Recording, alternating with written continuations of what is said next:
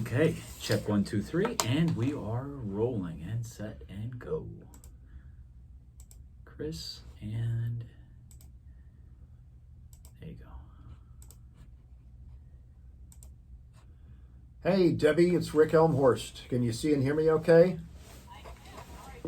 I'm excellent. Is that a real background or a fake one? It's a real fake. It's a real fake. Well, it looks really good. Maybe if, It's perfect for South Florida. yeah, if you could maybe just tilt your camera down a skosh because we have more headroom than we need.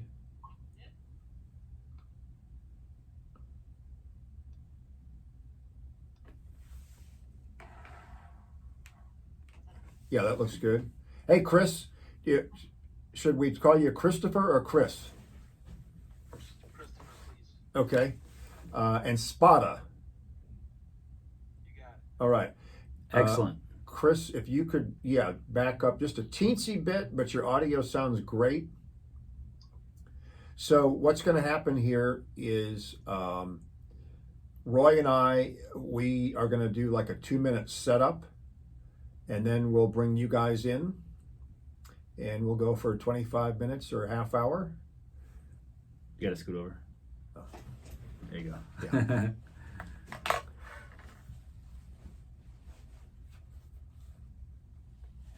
So, Roy, you ready? Yep, let's go. Hi, this is Rick Elmhorst along with Roy DeJesus, and thank you so much for listening to or watching this edition of To the Point Already. Roy, this week we're talking about something called romance scams. People all over the world and some people in Florida and here in the Bay Area have gotten taken for hundreds of thousands of dollars by fake people that don't really exist, but these poor people think they're connecting with a real person. They fall in love and they get tricked into giving that person money. Now, there's a big hit out there right now on Netflix called The Tinder Swindler. Not exactly the same, because this was a person that actually met his victims and faked them out. They thought he was a rich diamond broker. He wasn't. He was just getting all their money and living a lavish lifestyle, flying people around on jets. But it's kind of the same principle. You pretend that you like somebody or you love somebody only to take their money from them. It's terrible. Yeah, and it's interesting because the Federal Trade Commission recently published the types of scams that people get caught with and amount of money that people have lost over these fraud scams. And you never think that the romance part of it would be the way to get people hooked. They usually try to get you to link on something to try to cause fear, but this, in this instance, it's kind of tugging at your heart a little bit. So very interesting to follow this discussion here. I kind of got wind of this and really got interested because of a story I saw in the Tampa Bay Times by Christopher Spada, and he's one of our guests today. Christopher, thanks so much for joining us. Also, I found out about a woman named Debbie Montgomery Johnson who was actually scammed herself, and now she's fighting against the scammers. Debbie, thanks for joining us on To the Point Already. My pleasure being here. Thank you very much. I want to start with you, Debbie. What happened to you? How did you lose a whole bunch of money to a romance scammer? It started in 2010. My husband of 26 years, almost 26 years, passed away suddenly. And I was running his business. I was working my own job. I was busy, 20 hours a day. And about 6 months after he died, my friend said, "You need to get a life." And they met dating. Well, I was 52 at the time. And all the anxiety of being 16 came back again. That you're not pretty enough, smart enough, all those not enough. And so I wasn't ready to date in person.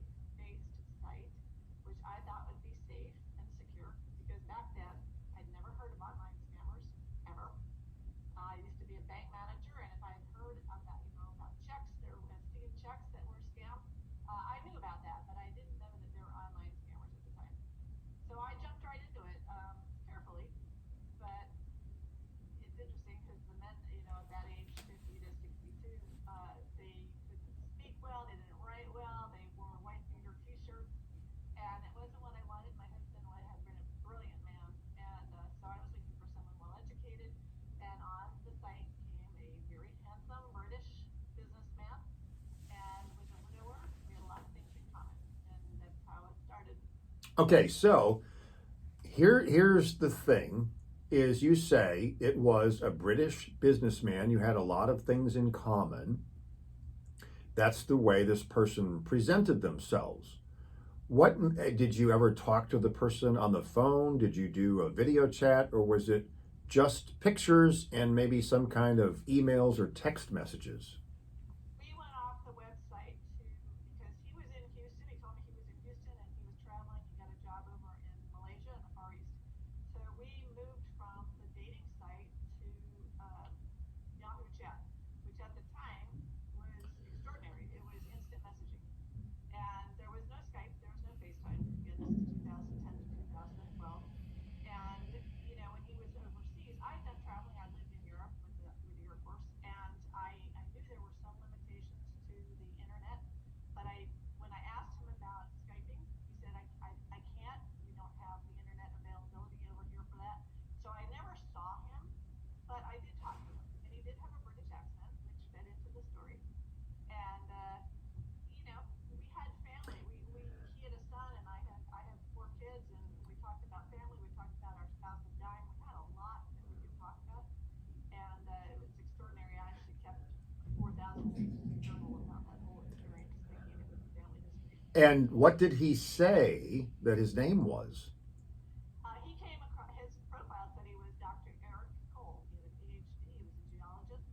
He actually was a contractor for hardwood trees, and I had investments in Costa Rica, which he didn't know about.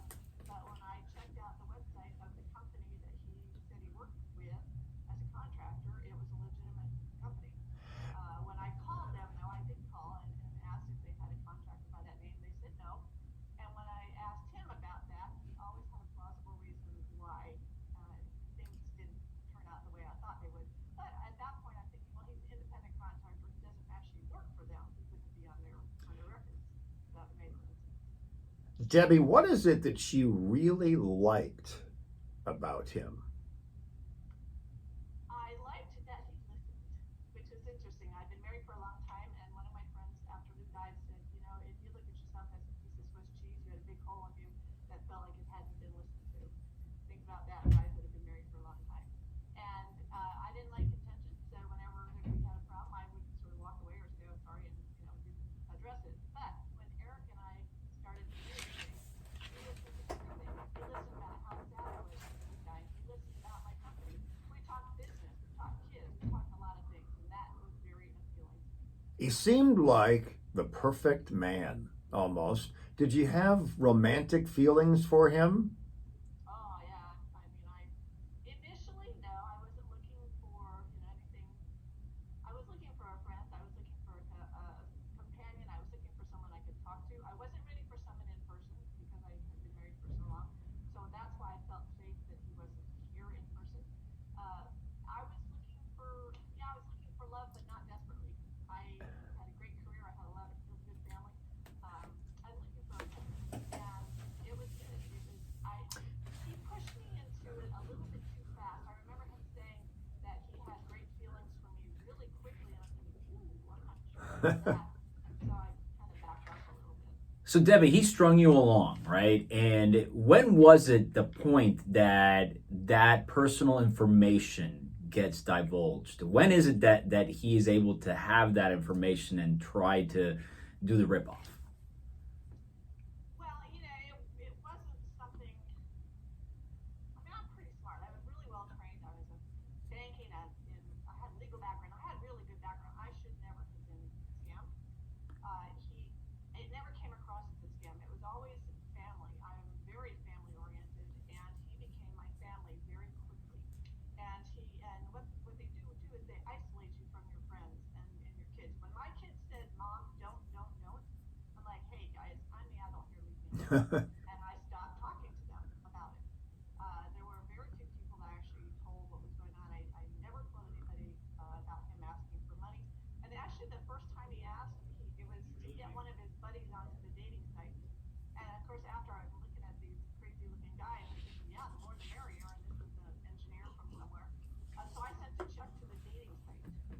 That was the little catch to see, I guess, if I was willing to do anything. But other than when we first started sending money, it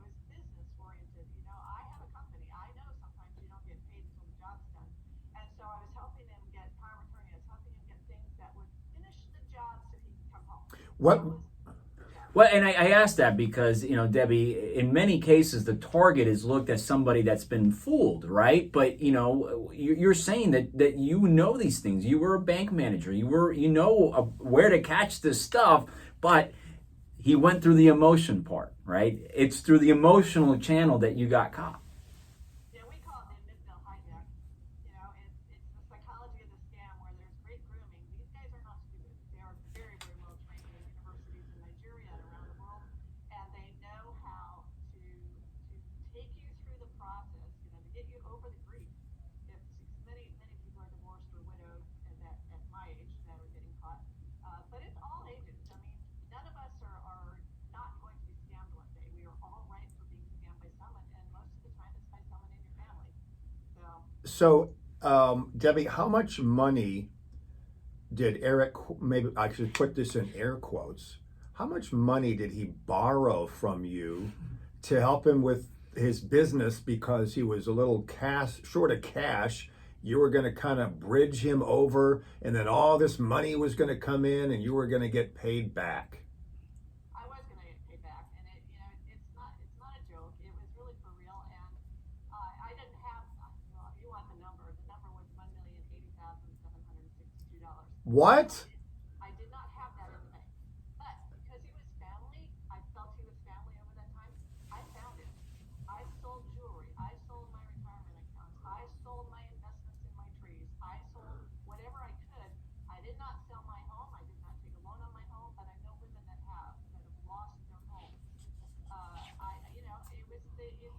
It's kind of like I look back now. It's like the gambler that is chasing the money. The next time, it was going to happen this next time. And at one point, you get to a certain point, and I didn't count up the money as I was going along. It's after the fact that I had really great financial records. But I realized that if I stopped talking to him at one point, that everything that I had given to him for the company stuff, I would lose. And I wanted to get it back. When did you figure out that you had been scammed? How did you figure that out? Well, it was almost 2 years to when we started dating, air quotes. And he came online that morning and was writing to me on Yahoo Chat to ask me about forgiveness. How did I feel about forgiveness? And we had a long discussion about forgiveness. We had Oh, many spiritual discussions. And so when we got disconnected, which was really beautiful, he came back and said, "Do you remember we were talking about?" I said, "Yeah." He goes, "Deb, I have something. I need to know that you can forgive me because I have something I'm going to tell you that's going to hurt you." I'm like, "You really don't need to do that." He said, "This is going to hurt you." He said, "This has all been a scam." And at that point, of course, I'm not looking at him. I'm looking at my screensaver of my handsome Brit. And I said, "Something's wrong. You're lying now. You have to prove to me that this is really a scam." And at that point, he said, "Okay, on Yahoo Chat, there's a little camera. I'm going to walk you through how I can come and talk to you live." And again, at that point, I'm dumb. And I'm looking at my computer screens, and in the corner of my screen, I see this little camera come up, and it's this young, dark-haired, dark-eyed, dark-skinned man with a big smile on his face. And I'm thinking, oh my gosh, it's like I hit a brick wall. And for me, it was actually a blessing looking back on it because in an instant, my brain got disconnected from my heart, got disconnected from the story, and I had a face to what happened. And then I'm thinking, okay, I was a former intelligence officer. Now I can go to the FBI and we can catch this guy. So Uh, I got his picture. I actually took a picture of his picture. I'm going to interrupt your story now because, and we're going to find out what really happened here to the person who scammed you. But I want to bring in Christopher Spada now. Christopher, you wrote an excellent story about some people from the Bay Area, some women who got scammed, and we want to be really careful to not identify these people. Debbie's one of the people she's out there, she's out front, she's fine with telling her story. But you talked to some people who've lost a lot of money, and I imagine that listening to Debbie, you're like, wow, this really sounds familiar. Her story is quite typical in that, you meet somebody, they want to move very fast. They are working outside of the country or somewhere remote. They make plans to meet with you in person,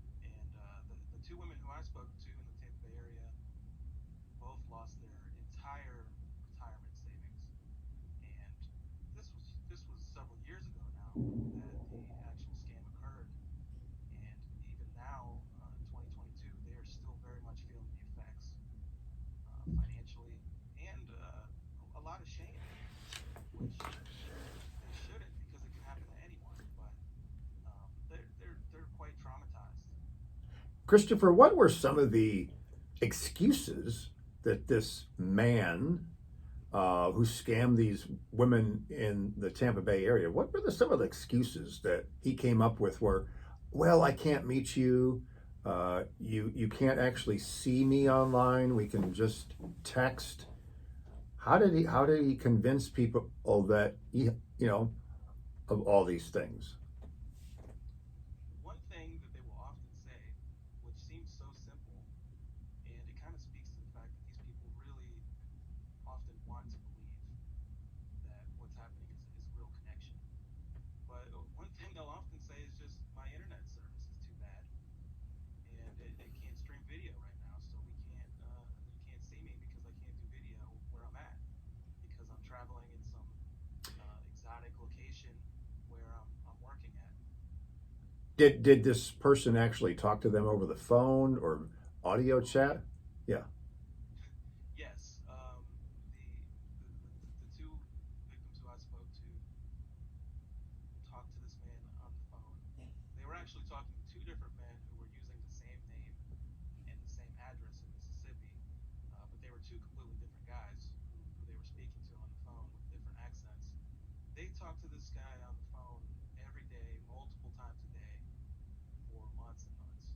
And on holidays, putting him on the phone with friends and family, hours and hours of conversations, and sometimes late into the night. So the way they both described it to me is that they were communicating with this person who they thought was a possible romantic match more than anyone in their family or friend group even. Didn't one of them actually send something to this address that they had for the man's home? Right. So the way that these two women discovered that this person wasn't who they thought he was actually one of their daughters became suspicious and she was unsettled by the way that her mother was spending so much time talking to this guy that she never met in person. One of the ways this guy had proven that he was who he said he was he said, look up my property records, look up my address in Mississippi. And those seemed to check out. There was a guy with this name who owned a home in Mississippi. So the daughter put a note in a box inside of a box inside of a box, actually. They sent it to Mississippi. The note said, I love my mother. That's all it said. And they sent it where it had to be signed for when it arrived. So when the package arrived, somebody signed for it. Meanwhile, this guy was supposedly stuck in China on a job that he couldn't get back from because he didn't have the funds to finish the job. Now, how was he signing for a package in Mississippi when he was supposedly in China? So that's where it unraveled for this particular scam. But at that point, they'd already given up, both of these women had already given up their entire 401k and had actually gone into debt in some other ways to continue what they thought was loaning this guy money.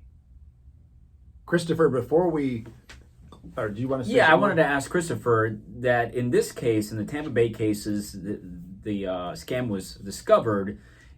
Is it typical in Debbie's case? Here we have where the scammer actually confessed and asked for forgiveness. Is it typical that happens, or usually the ghost route? No, usually they will stick with the scam until the bitter end.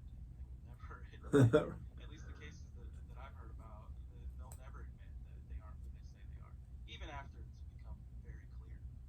Um, the thing about the Tampa Bay case that's interesting is that there were prosecutions, which are very rare. And the reason for that is because most of these scams are generated outside of the United States. But one way that they can catch people is that usually you have to have people in the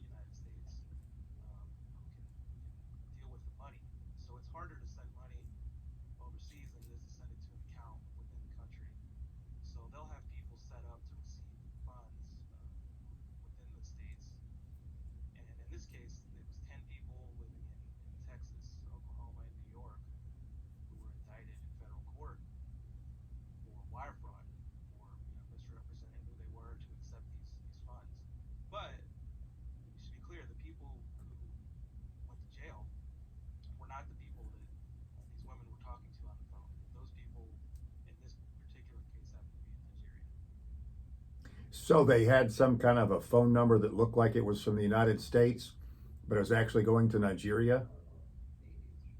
Yeah, it's incredibly easy to fake your phone number at this point. So that's one thing that everyone should be aware of is that you can never verify where somebody is just based on their area code. I want to go back to Debbie Montgomery Johnson now.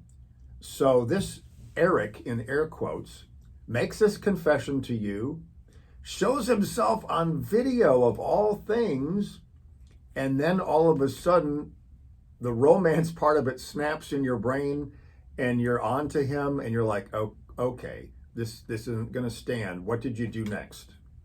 I called my parents because I had gotten them involved, and the next day we went over to the FBI with all of my information.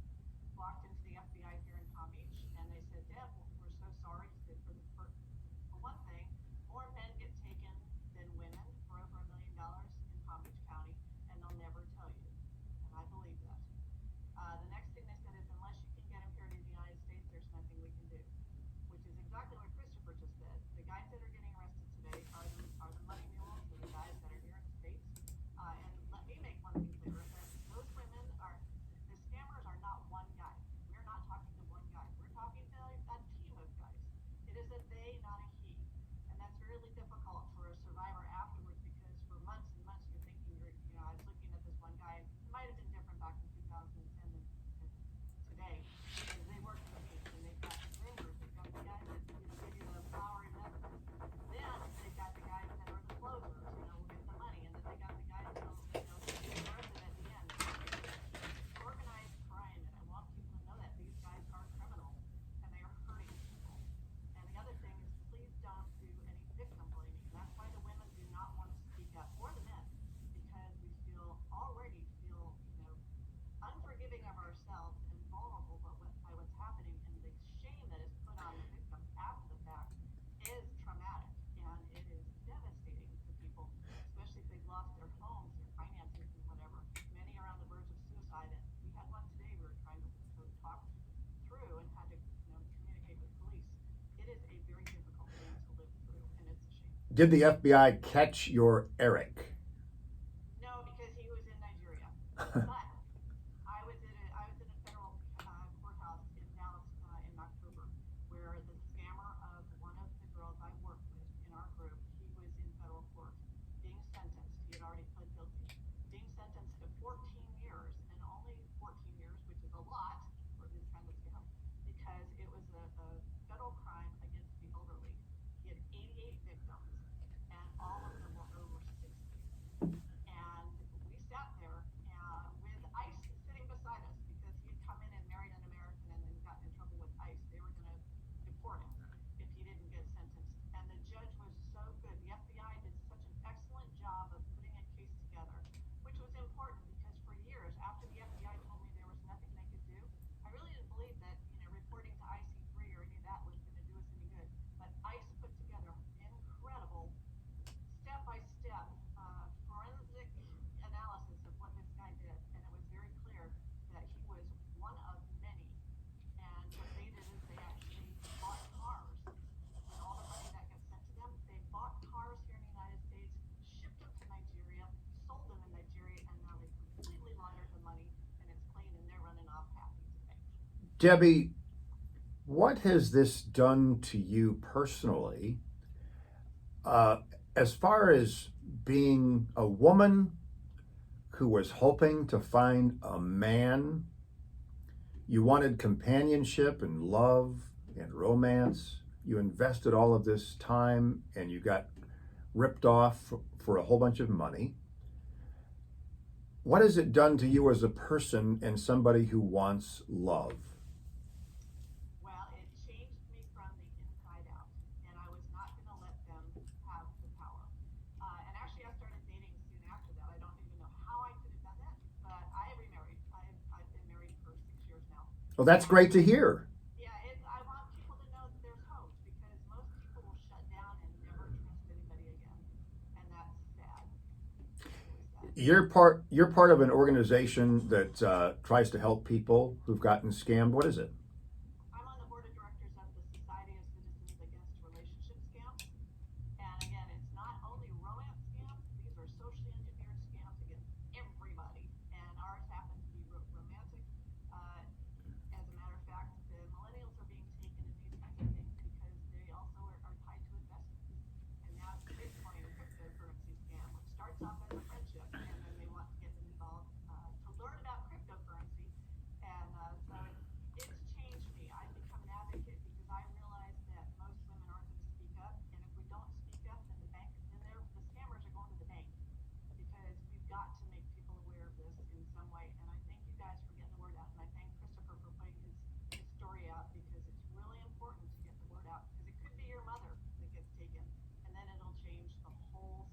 Yeah, and you know, you bring up a very good point. And in our To the Point Already podcast topics, we've touched on a lot of this, whether it's cryptocurrencies or how much, you know, your internet is looking at what you're doing.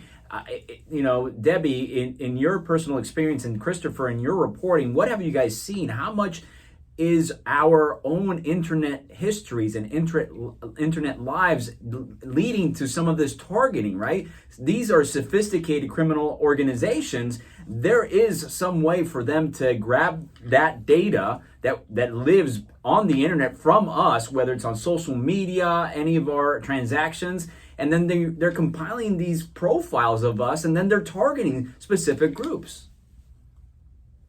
Christopher, go ahead. Well, that kind of speaks to why romance scams are the number one type of fraud that the FTC has seen over the past 5 years. Because you're going on a dating app, no one has to pay for it. You're putting yourself out there, your photos, you're telling people about your life, and it's kind of, how are you going to date someone without opening up? Right. But at the same time, that's exactly what you're doing is creating a profile of yourself that someone can take advantage of. So you're in a vulnerable position. Yeah.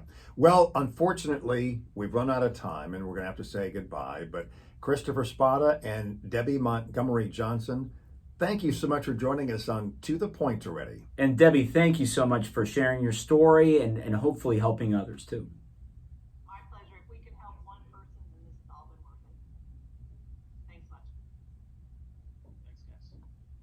Appreciate it. You guys take care. Much luck to you guys. Thank you much.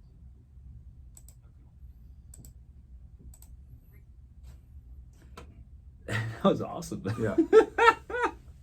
My goodness. Oh my gosh. All right. This is the Point Made section of To the Point Already, where Roy and I are breaking down our thoughts on the podcast point by point.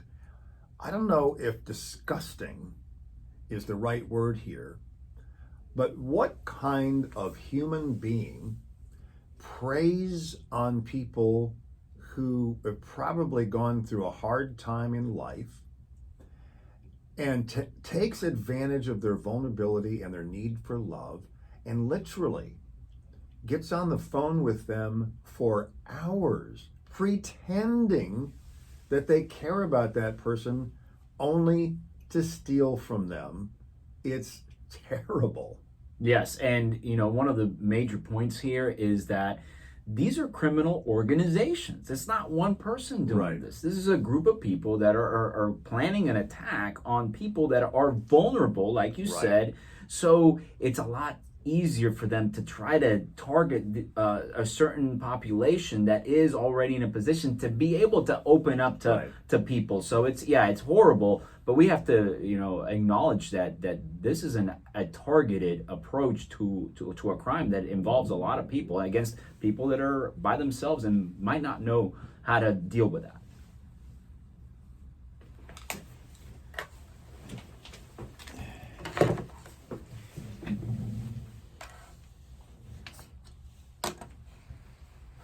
How did you find that lady? You just